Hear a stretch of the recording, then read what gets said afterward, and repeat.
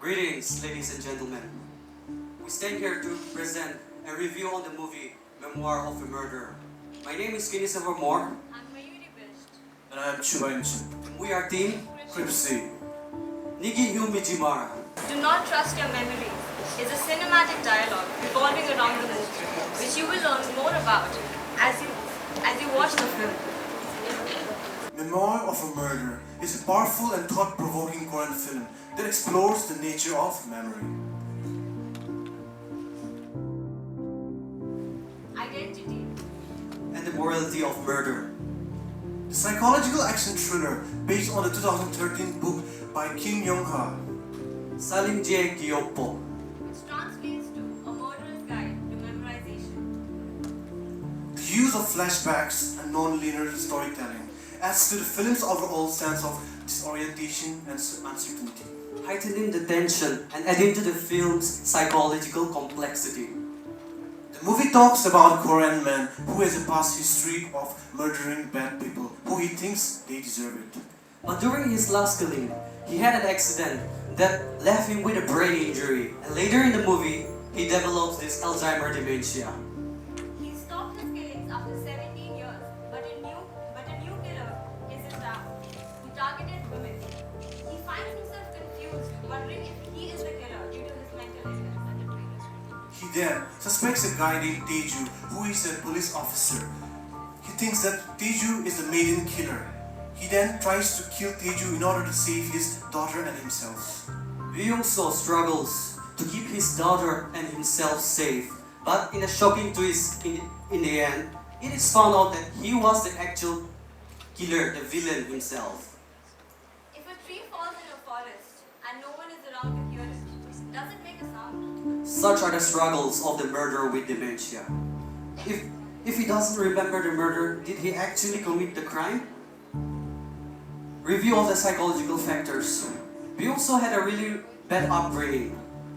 He had an abusive father, a drunkard father, who comes home every night and he beats up the family, his mother, his sister, and himself. Byung-so's father beats him up so bad that it causes him to have severe injuries and harm, both mentally and physically. The abusement was so bad that his sister she committed suicide, and thus this also traumatized Byung-so himself. And later, this fits the criminality behavior later in the future in the movie. Thus, he continues to kill the people. And all of this traumatized, it caused him to be violent and have bad temper. And in order to stop this abusement by his father, he kills him. That was his first murder, and he gets away with it. He develops a hatred for people who are abusive, drunkard, and evil just like his father, and he kills them. He was not caught committing this murder, thus feeding off the pain and pleasure theory by Sigmund Freud.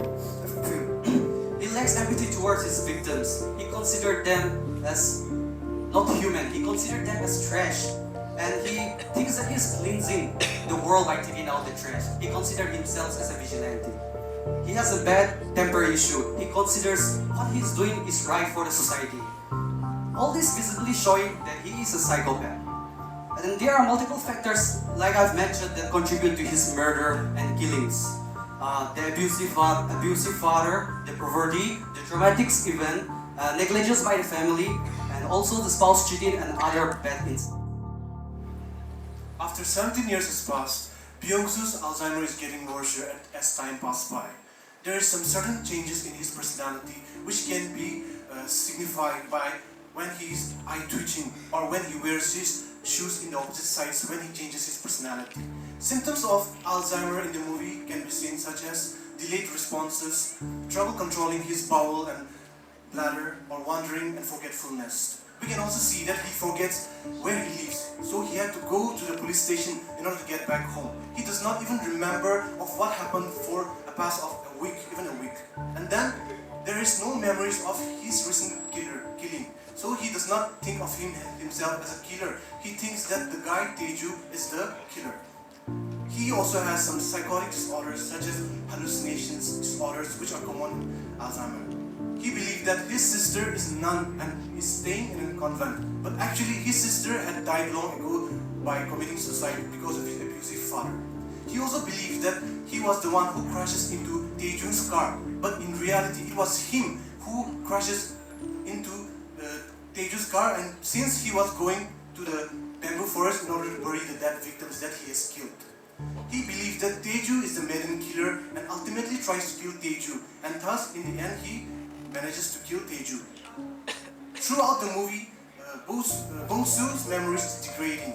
Due to his past life of being a serial killer, even though his memory is degrading, he has the ability of his motor skills, which is killing other people. The quote in this movie can be, "My head may be losing memories, but my hand remembers like an old habit." This says a lot about his motor skills, even though he has dementia. This movie revolves around him fighting to remember things despite his dwindling memories and delusions of him trying to save his own daughter, when actually he is the one who is the killer. The modus operandi of the initial killings were organized, where the killer is seen to target bad people and whose murders went unreported. The modus operandi in the second series of the killings was frantic and impulsive, which showed the decline of the IQ of the killer. By the end of the movie, when the protagonist confesses his crimes for the earlier murders, he is set free due to a limitation period. And when he confesses, and he is never charged for his current killing due to the insufficient evidence against him. But let's say a killer with dementia is arrested. What would happen next? Section 84 of the Indian Penal Code would be applied, which states that nothing is an offense which is done by a person who is of unsound mind at the time of doing it. But the criminal justice system of India is reluctant to count Alzheimer's and dementia as enough reasons of an unsound mind. Even the Mental Health Care Act of 2017 under Section 4 implies that memory loss or cognitive deficiency or even diagnosis of dementia does not mean incapacity automatically. In some cases, the court may appoint a guardian to make decisions on the defendant's behalf or place them in a psychiatric facility for their treatment. In other cases, where the defendant is found guilty, they may be sentenced to prison but still could receive their mental health treatment. Ultimately, the procedures for dealing with criminals with dementia will depend on the laws of the jurisdiction in which the case is being heard. The performance in the movie is top-notch, with the lead actor delivering a powerful And a nuanced portrayal of a man struggling with the weight of his past. The cinematography is quite equally impressive, and the filmmaker using a dark and moody visual style to create a tense and atmospheric world in which the story unfolds. Overall, Memoir of a Murder is a must-see for fans of psychological action thriller and crime movies. This will leave an impact to the viewers. Thank you.